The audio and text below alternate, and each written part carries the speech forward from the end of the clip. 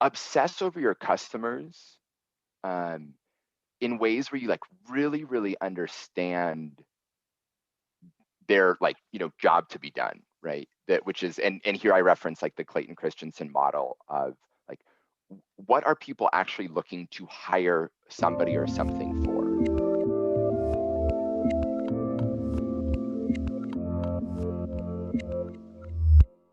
Hey everyone, this is Devin Miller here with another episode of the Inventive Journey. I'm your host, Devin Miller, the serial entrepreneur that's grown several startups into 7 and 8 figure businesses, as well as the founder and CEO of Miller IP Law, where he helps startups and small businesses with their patents and trademarks. If you ever need help with yours, just go to strategymeeting.com, and we're always here to help. Now, today we have another great guest on the podcast, Mark, and I'm going to slaughter his last name, Horoszowski. Horoszowski. I'll jump in there with yeah. Yeah, it's a hard one. So to give you a quick introduction to Mark. So Mark comes from immigrant parents, and when they came to the U.S., had a big focus on community and leadership in high school. Both parents are also cancer survivors, and while they're in school, they were looking for help on to do a overnight walkathon to help raise money. Organize or helped organize that, and next year I think Mark continued to help and recruit more youth. Went to college at the University of Washington, where someone asked him to kind of put on the same event. While doing that, he was also studying accounting, ended up graduating with accounting, got into the busy season of accounting, wanted to do some volunteering, but because it was a busy season with accounting, didn't quite work out. So decided to switch a bit gears and focus, and went to a small healthcare marketing company, did some accounting there, and also did some marketing, and then spun out and did his own company that's in digital marketing. After the Great Recession, the owner wanted to sell, and so did some stuff there, and moved on. And then spent a year traveling, working with some organizations, started a blog, and then moved on to or continued on with the current company he's doing now. So, with that much as an introduction, and hopefully it's at least mostly accurate. Welcome on the podcast, Mark. Thanks, Devin. Excited to be here. So I gave kind of the quick run through and hopefully the mostly accurate run through. But with that, and take us back in time a little bit to kind of how things got started for you in high school and how you got things set up and where your journey started there.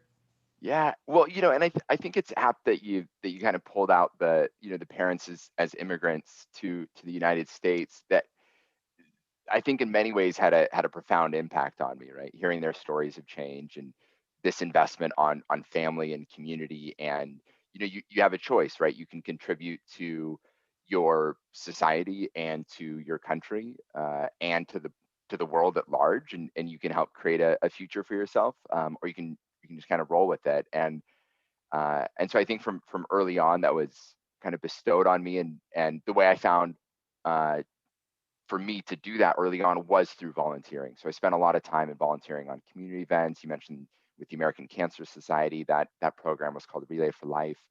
Uh, and so I think as we kind of fast forward through there, as I graduated college, yes, I had a master's in accounting, but I also had, by that time spent, countless hours managing other people, right? Influencing without authority, Mm. motivating others, um, figuring out how to make things work on super short budgets, on super tight timeframes, but for the sake of a cause bigger than self. And quite frankly, when I got into the workplace, that was missing for me, right? That I loved doing this volunteer work. I didn't have the same energy around, say busy season in accounting. So I really went on an exploration to do that.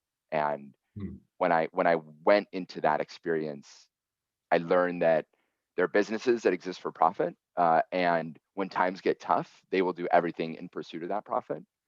But at the same time, there's a new type of business entity that was being created, the idea of a social business or a benefit corporation.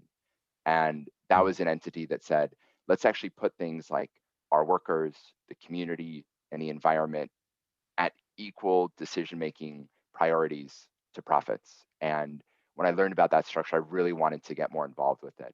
So yeah, I spent a year traveling and volunteering to support those types of business models, and then ultimately launched Moving Worlds, which now helps build those types of business models into more sustainable and scalable businesses by helping them partner with corporations, build So the you skills. jump. I'm gonna pull you back a little bit because we jumped Sure, over most of the journey. So we'll go back just sure, a little bit. One of the things you mentioned was in high school you started to get involved with walkathons with your parents being cancer survivors, wanting to help out. So yeah, maybe take us back a bit in time to kind of, because that seems like it built on a bit of your journey and had an impact later on, and some of yeah, everything from organization to management to kind of what you're doing. So how did yeah, you get involved with the walkathon as a high schooler? And then because I think that also pulled through to when you were in college as well. So how did yeah, that interplay with your journey? yeah. Uh, my parents are total troopers, right?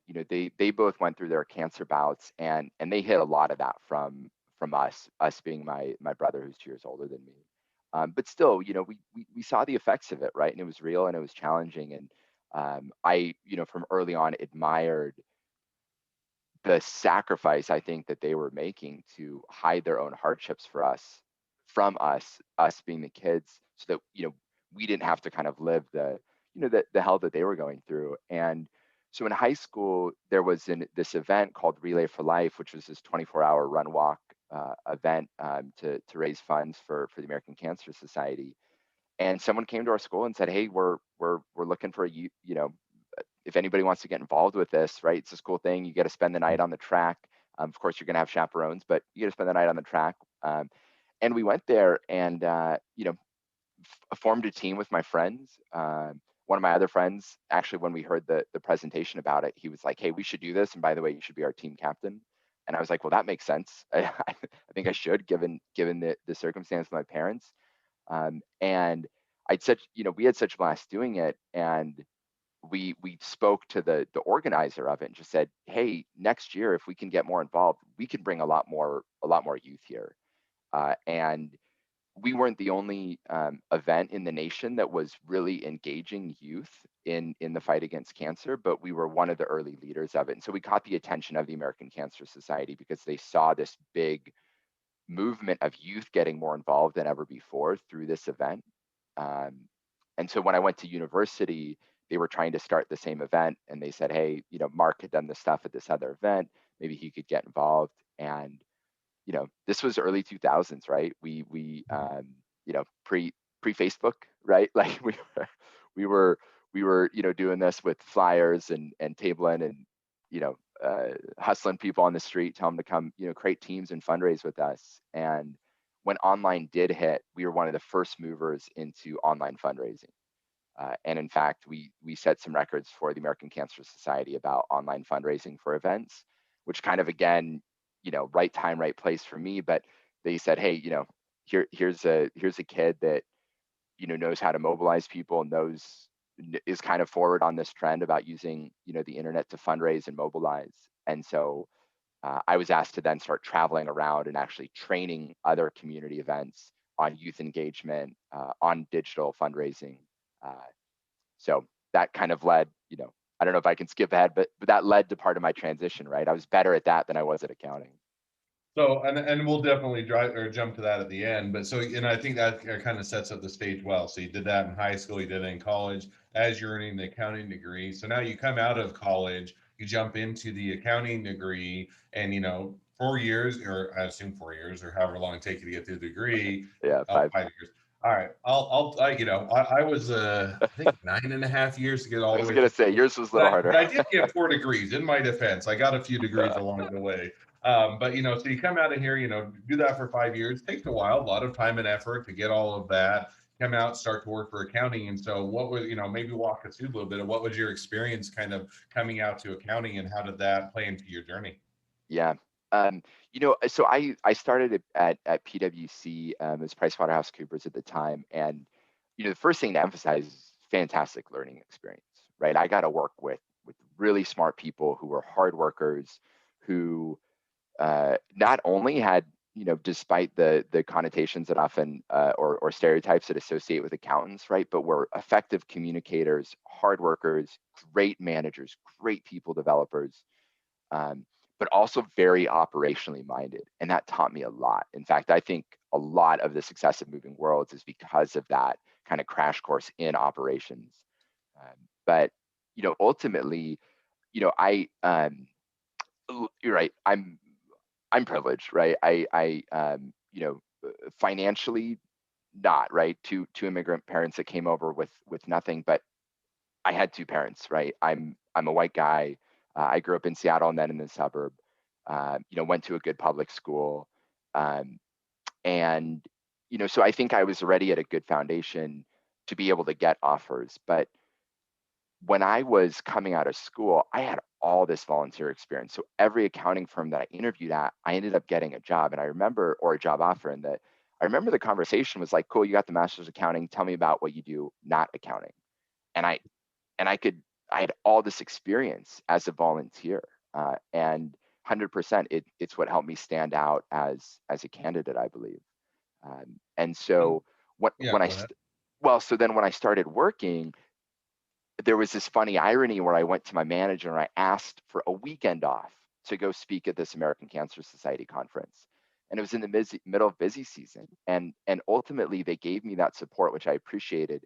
But you could tell that uh, it was a favor that was done to me, and it was not something that I should make a habit of if I cared about my career. And there was an element of irony there, that here I was performing because of all this experience, and yet I could no longer contribute or continue to engage in those types of experiences. Mm. And I struggled with that. So that ultimately led me to pursue other options. So now there is a bit of irony there in the sense that that's probably what helped you to stand out, and yet it's also the thing that eventually led to you leaving because there wasn't, it's kind of one of those where, hey, it's awesome that you're doing that. Now we have a whole bunch of work to do. We need to get that done, and I get it. It takes priority. That's what makes the money for the business, and that's how they support themselves. But there is that kind of that internal back and forth or struggle as to, hey, I want like accounting, want to do it, but I also have this passion for doing other things. So as you're kind of making your exit and say, okay, this probably isn't the best path for me, or I want to go do something else, or I kind of want to build on that. As you're doing that, then how did you decide what you're going to do next, or kind of where did you go from there? Yeah. You know, got a little lucky. One of my brother's friends, actually, his dad owned this healthcare marketing company, and so he knew I was in accounting. So he said, "Hey, will you send this email to all your accounting friends? We're looking for an accountant for that company." And so I forwarded that request on to my network, and then I emailed back and said, "Hey, I know you're really busy. I'm not really interested in being an accountant, but I'd like to talk to you just as like for some career advice." Hmm. And my brother's friend didn't set the conversation up very well. At least this is my version of the story. So we walk in, his dad, great guy, but is just like firing questions at me. And then he's like, "Okay, cool. When can you start?" And I was like, "Hey, sorry, I actually don't want this. I don't want this job. This is Hmm. why I'm coming to you." And he just looked at me. I think he thought I was crazy. And he said, "I'll make you a deal. We're growing. You come handle accounting for us. You get the systems in place. And if projects start hitting our plate that I think you'd be good for, and you're done with your accounting work, then I'll start giving you exposure to that."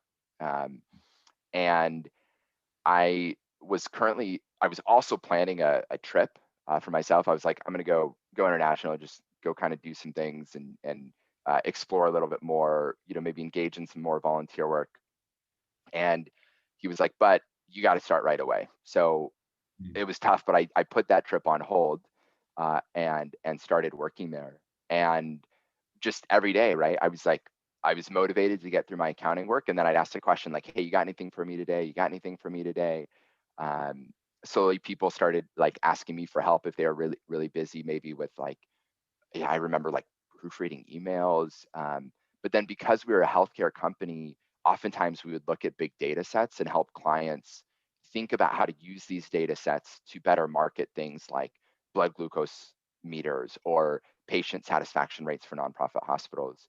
Hmm. And um, and I was really good at Excel, and so people were like, "Hey, can you help me like manipulate this data?" Or like, and so I got to work on some data projects, and then this really big account hit our plate. It was a big move into uh, digital apps to help manage health data and help patients have access to their health data. It was very new. And this whole time I was blabbing about all the different ways digital could help the business, how we could help our own marketing. Um, and so they said, okay, cool. We don't have enough bandwidth. Will you help with this project? And so jumped in on it, and it turned into a huge account for us. And ultimately, Rick was requiring more and more of our time. And then we had that conversation, and I had the choice to stay in accounting or go into marketing, client management, more towards the strategy side of things, with that emphasis on digital. And so I took that opportunity. Hmm. So now it sounds like it was a great opportunity, and it was, kind of probably going in the direction that you would kind of be more passionate about and enjoy in that. So you kind of switch over from the accounting side and doing those projects to more of the marketing and doing that side. Now, I think after a while, again, you kind of, correct me where I'm wrong, but they sold the company or they did something, and so then it kind of pushed you in a direction more of social enterprise. Is that right, or am I Yeah, where it, that kind of? it, it yeah. So what happened is we learned that the unit economic model for like a traditional healthcare marketing agency was different than digital. So we spun out. So the same owner actually created a new company that specifically did digital marketing, right? So it was faster deals, lower contract size, more strategy, data, app development, different team. And so I had the opportunity to co-manage that. Hmm. And we again, I kind of got lucky here in a way. We hired some people that were more experienced to be like the actual leaders of that. But for any number of reasons, those just weren't the right culture fit. And so I kind of kept finding myself in like the kind of managing director role of that organization. And Hmm. ultimately, that kind of got solidified, and then the Great Recession hit. And that sucked. Marketing is fast to go, but we made it through. And I remember skipping paychecks, but the majority of the time, our digital strategy group, we were actually able to retain our full staff during it. And on the back end of that, I was depleted, and um, the owner was also depleted. And he said, "Hey, look, I want to productize the things that you've been doing in marketing, and I want you to sell. And like, do you think we can do that in the next 2 years?" And I was like, I have a different idea. I was thinking we could really try and serve the nonprofit sector, right? And we talked about it, and he said, ultimately, that's not what I'm interested in supporting. And he was a majority owner, and he had worked hard to build up that organization enterprise, and so left on good terms, but hired my replacement. And I wanted to go immerse in this social enterprise, in this type of business model where all people's uh, values were being values is the wrong word. All people's priorities were being cared for, and prioritized by the organization, and that ultimately was a different legal structure. Yeah, and I think that it makes sense that you're saying, hey, that's a great, great project, great endeavor. It's not the direction I want to take my business with. That's not where I want to head, and it's probably not where his passion is. So he's Right. saying it probably doesn't line up. And so I think that, probably to his defense, understanding that and recognizing it probably is beneficial, because otherwise it was probably putting him in, or taking the business in the direction that you would have found exciting would have been great for your endeavors, but probably Sure. wouldn't him. And so it sounds like kind of that presents an opportunity. Okay, here's kind of where I found what my passion is, what I want to do, and kind of the direction I want to head. Not going to fit in with this company. So then where did you go from there? Yeah. So spent a year traveling and volunteering with other social businesses around the world, and social impact projects. So Nepal, Indonesia, Malaysia, New Zealand, and Argentina. And that's where I really saw firsthand that the power of this idea of the social business, right? Oftentimes, often called the social enterprise. And in the U.S., the legal designation for this actually varies state by state, but it's often called the benefit corporation. Hmm. And so got to work on a number of these organizations, and was also really intrigued by the community that develops in cities to support that type of movement. And yeah, when I came back, I was sold, right? I thought that this was the future, not only of startups, right, but but potentially actually, right? If you go back to 2010, obviously the economic inequalities that were magnified during the Great Recession, further magnified now, but at the time, right, it was really headlined. Mm. And still the climate crisis, right? It was not as pronounced as it is today, but it was well known, right? This is after an inconvenient truth, right? We knew this was a priority, and so I was really curious of how business could be used as a tool um, uh, to be made aware that its actions were creating these problems, Mm. and so that less harm could be created, but that also more good be created in ways that really would be, in win-win relationships. So now, question on that, because there's a difference between social enterprise, and I think there's great business out there that are figured out models, and there's plenty of business out there that they have a great idea, they're passionate about it, but you can never figure Yeah, out how to make it into a business or how to yeah, make it profitable. And so then it basically is, oh well, will become a donation, and then it's trying to support it via all donations, which it yeah, can sometimes work, but most of the time, at least what I've seen is going to be difficult in the sense that a lot of times to get that continual donation going forever is yeah. not going to. How did you take from, kind of this, you figure out your passion, kind of where you want to focus on what you want to do and actually turn it into something where you can sustain it or you can build it or it can actually, kind of stand on its own two legs? Yeah, I think for us it really started with like what is the job to be done, right? Like what is the need out there that's currently being unmet? And was there a place that needed a solve? And for us the solve was a lot of these, you know, social businesses, right, were were growing, but it was really hard to grow, right? They often didn't have the professional expertise around operationalizing, around marketing, around selling, and they didn't have the financial power to be able to hire the talent they needed, right? Mm. So we saw this opportunity to say, and this was very influenced by my own experience, right? But people had been following my blog, and so I knew that there were working professionals interested in volunteering their skills to also support this kind of growing movement. And so we said, okay, there is something here, right? We could be a nonprofit, right? We could try and raise foundation or philanthropic capital to support this model, or we can, right? We believe in this social enterprise movement. Let's find if there's a way to monetize. So, I'll be honest, we tried to raise money as a philanthropic venture, before going through the expensive legal process of creating a nonprofit. We validated it first, and we found that we probably didn't have an easy road to funding. So we said, Mm. okay, is there a market-driven way to do this?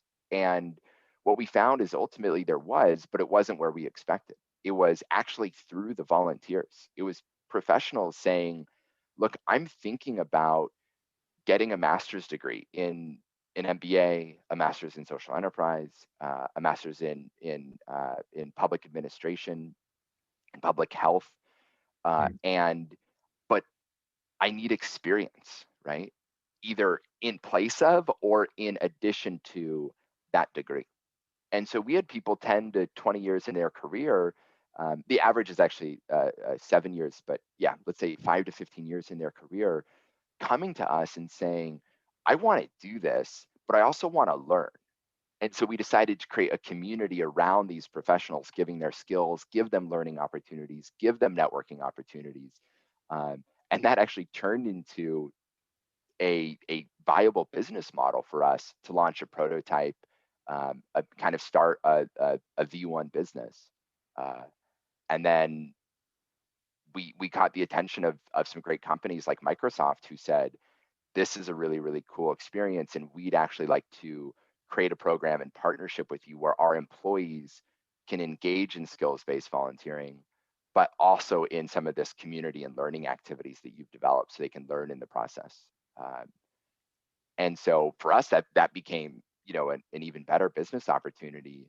And as we just continued to listen to our customers, what we learned was businesses started to invest in this, not only for like employee engagement, leadership development outcomes, but also because, and we see it like every week right now, there's some new company saying, hey, we're going to be, carbon negative by 2025 or 2030, right? Or we're going to be equitable, or we're going to work with diverse suppliers. And they're coming to us now and saying, hey, we need connections to these social enterprises because they can actually help us create green supply chains that take better care of their workers. And we go to them and we say, hey, great, if you can get financial capital of these social enterprises and human capital, then we can help them get to a place of operational efficiency to connect into your business models. And that's kind of fueling our next wave of growth.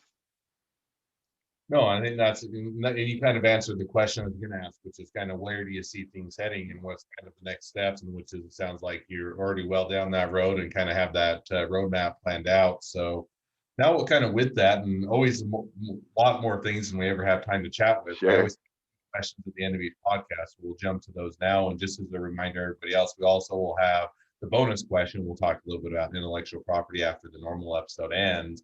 But as we jump to those two questions, the first question I always ask is, along your journey that we just discussed, what was the worst business decision you ever made, and what did you learn from it? We made a lot. I think we all do. Maybe I'm going a little too like heady here, but I'm reminded by this quote time and time again, right? And it's that humans do not learn from the lessons of history. That is the most important lesson of history. And as I was like chalking up all the failures, I was like, there's a common theme in all my biggest mistakes, which is that somebody told me not to make those mistakes, right? That like somebody was like, literally, you won't scale as fast as you think you can. Literally, you will need more customer service budget. Literally, there are better ways to screen talent, right? And we made all those mistakes. And so I kind of pull it up to say, like, I think my biggest lesson is, as an entrepreneur, you get a lot of advice and you have to filter through it, right? We are growing fastest right now on this kind of evolved business model that I was talking about, that a year ago somebody told me was a really bad idea, right? So people also give you bad advice and you have to filter through it. I think what I've really learned from not heeding advice and then tripping into the same pitfalls that other entrepreneurs have made is to react to all advice with a lot more curiosity, right? And to better understand, like, I really appreciate that advice. What assumptions are you giving, are behind your advice, and like exploring that more. And also saying, like, hey, be more direct with me. What mistakes do you see me making, or what am I not hearing in this advice? So I think it's helped me better listen to the advice, not only of like advisors and mentors, but also of my team. Like, I have an awesome team, and they will tell me things, and I explore that, I think, in a more generative way now, Mm. because earlier it used to be just like, okay, cool, that's your opinion. But it's the insight behind that opinion that's so valuable. Yeah, and I like that, because I think that, yeah, to your point, you're going to get everybody is, advice is a lot of times what you pay for it, in the sense that there isn't worth a lot of value. Some of it is great advice and you should absolutely listen to it, and you have to filter it. But to at least, understand why they're giving that advice, or the thoughts behind it, or kind of what's motivating that. Even if you disagree with it, or you say, okay, I appreciate that, you can take it into consideration, you can incorporate it what you're doing, and then continue on and continue forward. So I think it's kind of that balance of filtering out what is good advice, what's bad advice, what's advice you should take now, which ones you shouldn't consider, and then how you also understand the motivation, or the experience behind the advice. So even if you're not going to heed the advice, you can still learn something. So I think that's Yeah. definitely something that's great to learn along your journey. And also, it's an easy mistake to make, that, hey, I'm just not going to listen to anybody, because there's some truth to that. If you listen to all the naysayers, you would never do anything, because you would always get people that tell you why it's not going to work, and you would never Yep. do anything. So there's that whole that balance. Second question I always ask is, if you're talking to somebody that's just getting into a startup or a small business, what would be the one piece of advice you'd give them? Yeah. Obsess over your customers, um, in ways where you like really, really understand their, like, job to be done, right? That which is, and here I reference like the Clayton Christensen model of, like, what are people actually looking to hire somebody or something for, right? And he gives this great example of actually like McDonald's milkshakes, right? And I use this one a lot, where turns out the most popular time that people buy McDonald's milkshakes is in the morning. It's a commute, it's breakfast, right? And he says, people tried to hire a banana uh, for their breakfast, right? Because what they needed was something that would keep them full, give them energy, make them feel good, and be easy on their drive. And they tried hiring a banana for it, but they were hungry 30 minutes later, right? They tried to hire oatmeal for it, but they were spilling on their lap. So anytime they hired something and it didn't work, they then spent time or resources trying to find a new solution. Mm. And so often, I think like new businesses or startups will get too obsessed with the idea, right? Oh, let me make a better milkshake, not obsessing about the problem that people have, right? Which is, I need a quick, energetic breakfast that's easy to commute on my drive, and I will spend money to do it. So people end up like trying to compete with milkshakes as opposed to developing like something that people really want, which is and what they're willing to pay for. So I love that model, and I just almost every advice call I have with an entrepreneur exposes the fact that they actually don't know what their customers are willing to pay money for. They'll say, hey, I did a survey and people said I want a better tasting whatever, or I did a survey and people think that this solution's important. And then I'll ask like, okay, well, when's the last time somebody paid money to hire someone to find a better tasting milkshake, right? Or hired someone to find a better tool, right? And they're like, oh, well, people don't spend any money to do something like that. I'm like, great. So they're not looking for a new solution, so you don't have a business model, right? So I think it's really understanding what are people willing to spend money on, and how can you really stand out as the best solution? No, I agree that, and it kind of almost goes back to one of the books I love is Simon Sinek's starting with why, Yeah, or hopefully I don't slaughter the title. I think yeah, yeah. that's Start with um, why. Yep, focuses on the why of it, not just hey, why do you go buy this computer versus that computer? Why do you buy this phone? yep, All of them have a lot of the same features, and you're not buying it just for the phone because all of them work just as the phone. And I think even just that kind of that starting with why and understanding why they're purchasing it, why they're buying the product, why they need it, why they want it, is totally. going to give that benefit. And that's one of the things that as we've evolved even with my business, we've started to focus less on, we can tell them a whole bunch of things, why we're qualified, why we're the best, why we're going to have better pricing, better quality. At the end of the day, all those things are telling them what we do, but not necessarily why they would go for us or why they'd want us. So I think that that is a great, great lesson to learn for everybody out there. Yeah. Well, as we wrap up, and before we get to the bonus question, if people want to reach out to you, they want to be a client, a customer, they want to hire you to come do some training, or they want to be an employee, they want to be an investor, they want to be your next best friend, any or all of the above, what's the best way to reach out to you and find out more? Sure. Check us out on movingworlds.org. Find me, connect with me on LinkedIn, and yeah, if anything really resonates here, I do one slot a week just for like kind of mentorship or community support. So you can shoot me an email at mark@movingworlds.org. Awesome. Well, I definitely encourage people to check out the website, reach out to you, and find out more because it's certainly a great cause.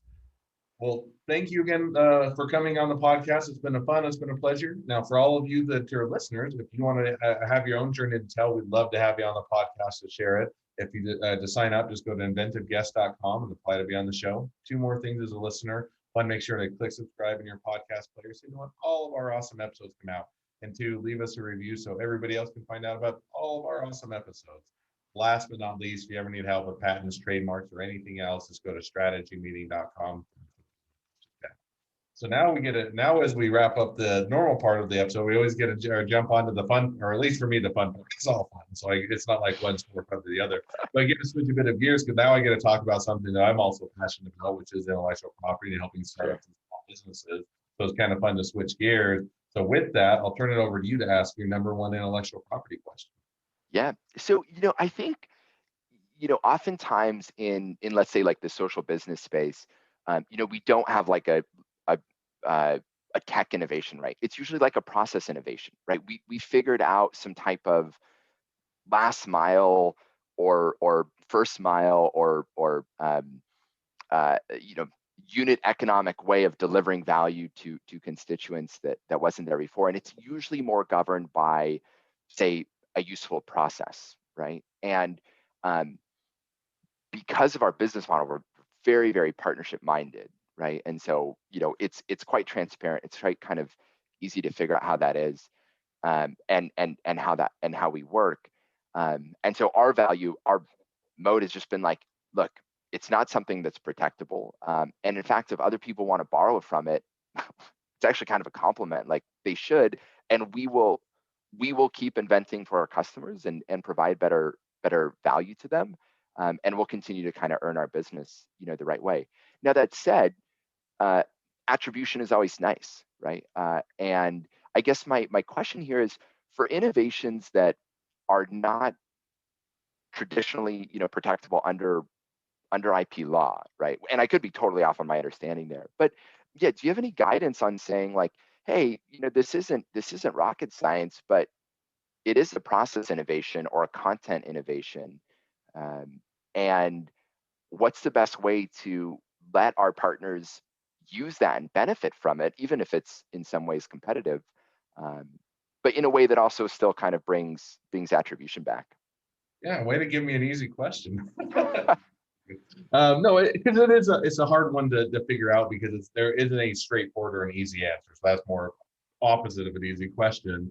You know, as far as patents, you're probably right. Patents are usually geared towards technology for a product, for it's something that's more tangible. That can be software, it can be hardware. If you do some innovations, and there's still some that are going on in that kind of industry, then you can patent it. But if you're saying, hey, what we're doing is more of a cause, we're doing training, we're doing materials, then patents really, it doesn't fit into that model. It used to be, several years ago, you can kind of get business method patents. Those are now very incredibly difficult to get if you can get them. And so I don't typically recommend those. And so then you're saying, okay, well, what else can we do? And some of it is right, is flattering that they copy it. Hey, we're trying to lift all ships, we're trying to make a cause and a movement, but it's okay. But at the same time, if you're putting in a ton of blood, sweat, and tears, a lot of work, you're building a brand, all these things, then at least you want to get attribution, you want to be recognized, or those type of things. One thing is always going to be on the trademark side, which is you can get a brand, you can build a actual brand around your business, and that can be everything from, hey, all we want is an attribution that if you're going to use our information, you put our brand there, and we have if you want to use our material, you have to pay us because it's part of our brand. So getting a trademark there sometimes works well for the name of the company, a catchphrase, kind of the cause. The other thing that sometimes you'll do is also get into more of almost a certification, which is sometimes, depending on the industry, you're saying, hey, they're certified to be that they've gone through our training and they're going to be a presenter, or they've got our stamp of approval, and those type of things. And that also tends to fall into trademarks, because now you're using that as an indication of your brand that, hey, we've got, they are certified, or they are doing the cause that we promote, type of a thing. And that can oftentimes be a way to either get, attribution, to be able to control, to make sure that people aren't using your materials in a way that you don't want, those type of things. And you can always copyright some of your materials. If you have great training courses or great videos, sometimes you want to control those, and you want to protect those. You can do that through copyrights. The last thought, and then we'll wrap up, is one of the other things that a lot of times you can look at is it doesn't necessarily come first to mind. It's sometimes almost a franchise model, in the sense that you're franchising your cause, or you're trying to spread your cause, and you want to have almost different branches or groups or divisions. And so it kind of resonates with the same franchise model. Now you're not opening up a McDonald's or a Wendy's or some of those things, but you could almost go down the franchise route of, hey, we're giving them a system, a course, a way of doing it, which is what a McDonald's is, right? The reason you go open up a McDonald's franchise is they figured out location, they figured out the recipe, they figured out the pricing, they've got the national campaigns, and so you're buying into that franchise for all of those resources behind it. In some degree, that's the same thing you guys are doing in a much different realm, as you're franchising your cause. Not that it has to be, the same capitalistic model and those type of things, but it still gives you the ability to say, here's how you go out, you start getting in your, grassroots, doing your cause, doing these things. Here's how you do the outreach. Here's how you do that. And sometimes it would be akin to that type of model. So those are a few ideas. It's Cool. not an easy question, but I throw out a few of the different answers. So Yeah. with that, we'll go ahead and wrap up. And if you or any of the listeners have any other questions, always feel free to grab some time with me. Just go to strategymeeting.com. Always happy to chat about any questions, intellectual property, business, or anything else. With that, we'll wrap up. Thanks again, Mark, for coming on, and wish the next leg of your journey even better than the last. Awesome. Thanks so much, Devin. Really appreciate the opportunity.